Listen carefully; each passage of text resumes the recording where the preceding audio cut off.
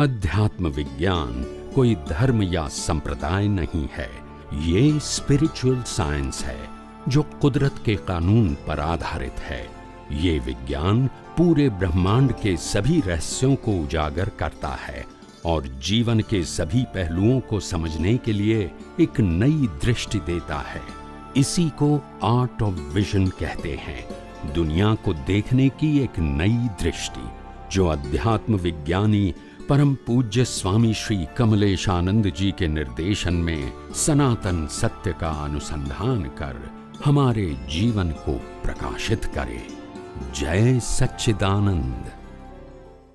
तो आज चक्रनी वातो કરવામાં આવે છે આપણા શરીરમાં, તે ચક્રના હિસાબે શું થાય?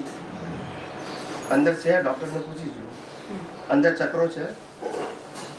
I don't know. એ પણ તમે જોયું તો હશે ને ફિઝિકલ બોડી માં હું એ પૂછું છું ને તમને એક ચક્રની જાગૃતિ કરવાની કે નાભીની અંદર ચક્ર છે, પણ એવા ચક્ર છે જ નહીં એમ કહું છું. ખ્યાલ આવ્યો? ઘણા એમ કહે કે ચક્રને જાગૃત કરે એટલે મુક્તિ મળી જાય, પણ ચક્ર હોય તો જાગૃત કરે ને. એટલે સમજાવું શું છે ખબર નથી, એટલે આ તમને એટલા માટે પૂછું છું કે તમારી ભ્રાંતિ તૂટે. મને તો ખબર છે શું છે, પણ આ તમને પૂછું છું એટલે તમારું મગજ જરા એમાં ઊંડું ઉતરે. ચક્ર જેવું આ શરીરમાં કશું નથી.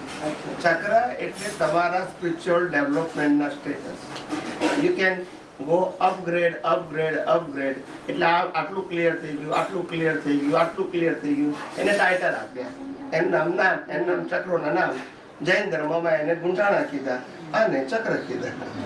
પણ બંનેમાંથી કશું ફિઝિકલ નથી. એટલે બોડીનો સ્ટેટસ છે. જ્ઞાન દર્શનના ડેવલપમેન્ટનું શું છે? સ્ટેટસ. અને સ્ટેટસનું નામ આપ્યું કે આ પાંચમું ગુંઠાણું. બસ એ તમારા ડેવલપમેન્ટના સ્ટેટસનું નામ છે. એવું આ લોકોએ ચક્ર કીધું. આમાં તો 14 ગુંઠાણા ને જૈનમાં તો એટલે એવું કોમ્પિટિશન નહીં કરવાની. એમને 14 કીધા તો કોઈ 8 કે.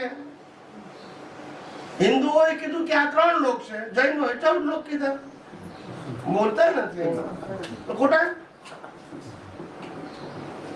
હિન્દુમાં 3 લોક કીધા, મધ્યલોક, ઉધ્વલોક ને અધોલોક.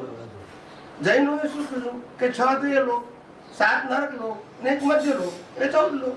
તો વાતો એક જ થઈ ને આપણે મર્મ શબ્દોમાં કે આંકડામાં જવાનું નથી.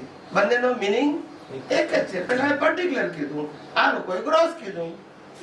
તો આ મૂલાધાર જે ચક્રો લેવલ તમારે કીધું કે લેવલ ખબર પડે, તો મૂલાધારનું લેવલ શું ને, વિશુદ્ધિનું શું લેવલ અને આજ્ઞાનું શું લેવલ, સહસ્ત્રનું શું લેવલ? આ છેલ્લું છેલ્લું એ તો બરાબર છે, પણ એટલે આપણે ડેવલપમેન્ટ શું છે કે ખ્યાલ આવે ને, મૂલાધારથી આપણે હૃદય સુધી જઈએ, વિશુદ્ધિ ચક્ર સુધી જઈએ તો શું ડેવલપ થયું હશે આપણા, એ કઈ રીતે ખ્યાલ આવે? એ હંમેશા આ જે બોડી છે એ બોડીની અંદર જેટલા પહેલું પ્રાકૃતિક અજ્ઞાન જતું રહે, અજ્ઞાન જતું રહે, ક્રિયા બંધ ના થાય.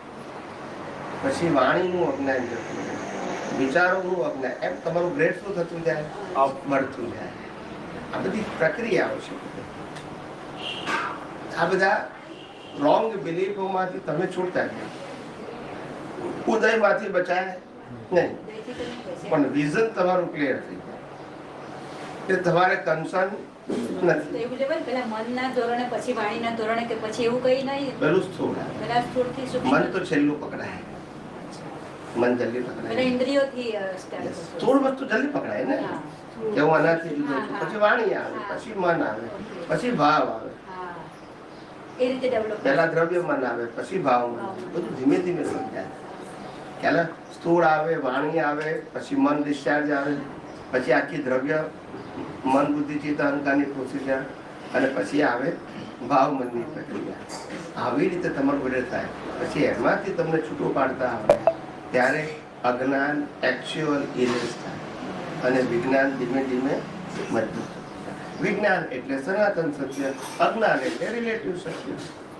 રિલેટિવ સત્ય હોય ત્યાં હું રાજ્ય થવાના, માલિકી ભાવ કરતા ભાવ થવાનો. વિજ્ઞાનમાં માલિકી ભાવ કરતા ભાવ થાય નહીં. પણ તમે આટલું બધું સમજાવો છો, અમે આટલું બધું સાંભળીએ છીએ, છતાં પણ અમારાથી થતું તો નથી. એ જ તો પ્રશ્ન છે. બધાના ઘેર આ જ પ્રશ્ન આવે છે હસબન્ડ પછી.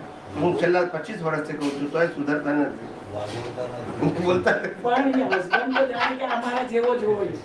એમ નહીં. એનું લેવલ અમારા જેવું જ હોય, પણ તમારું લેવલ ને અમારા લેવલમાં તો કેટલો બધો ફરક છે. એવું નથી કહેતો. મારો કહેવાનો મતલબ એવો છે કે ગ્રાસ્પિંગ વસ્તુ વ્યક્તિગત છે. આજે અત્યારે મહાવીર પણ બોલે તો જ્ઞાનનું લેવલ હાઈ હોય, પણ રિસીવ કરનારનું લેવલ માટે મહાવીર શું કરે? રિસીવ કરનારામાં 12 મંદિરનો હોય, 5મા ધોરણનો હોય, 10મા ધોરણનો હોય, સ્કૂલ વાળો હોય, કોલેજ વાળો હોય, માસ્ટર ડિગ્રી વાળો, પીએચડી વાળો હોય. જેનું લેવલ એવું એ ગ્રાસ કરે, એમાં બોલનાર શું કરે? પણ અમારી 100% અમારી પેલી છે કે અમારે આ પ્રમાણે જ રહેવું છે, કુદરતી રચના જ જોવી છે, બધું જ બરોબર. પણ ટાઈમ આવે તો બધું ભૂલાઈ જાય. એ લેવલ ભાવથી આવે કે ઇન્ડિવિડ્યુઅલ પોતાની પ્રેક્ટિસથી જ આવશે. ભાવથી. ભાવથી પ્રેક્ટિસ. પ્રેક્ટિસ અમારે કરવું છે છતાં થતું નથી. પ્રેક્ટિસ નાની બાબતોમાં જોતા છે. આખું આ વિશ્વ કુદરતી રચના છે. આ શરીર કુદરતી રચના છે. શરીરની બધી અવસ્થાઓ કુદરતી રચના છે. સ્થૂળ, સૂક્ષ્મ, વાણી બધું જ કુદરતી રચના છે. આખું મશીન છે. Machine created, operated and destroyed by the nature.